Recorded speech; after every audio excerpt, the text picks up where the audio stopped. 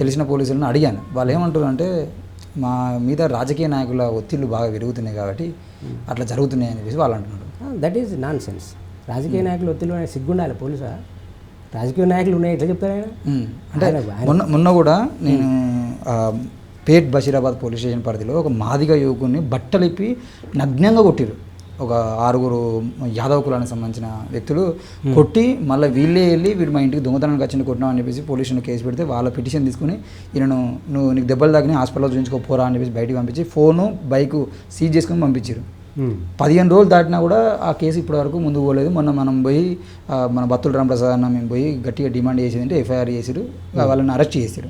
ఇంతే, అరెస్ట్ మాత్రమే జరిగింది. ఇంకా మిగతా అందులో చట్టాలు కూడా తారుమారు చేశారని చెప్పేసి బత్తుల రామప్రసాద్ అన్న వాళ్ళ మీద సీరియస్ అయినా అది నడుస్తుంది. అంటే అక్కడ కూడా నాకు తెలిసిన విషయం ఏంటంటే అదే ఆ పోలీస్ స్టేషన్కి స్థానిక రాజకీయ నాయకుడు ఫోన్ చేసి ఆ పిల్లలు మనోళ్ళే మన కార్యకర్తలు, మీరు వాళ్ళ మీద అట్రాసిటీ కేసులు కాకుండా చూసుకోవాల్సిన బాధ్యత మీదే అని చెప్పేసి పోలీసులను వార్నింగ్ ఇవ్వడం ద్వారా వీళ్ళు తప్పుడు కేసులు పెట్టారు అనేది మన దృష్టికి వచ్చింది.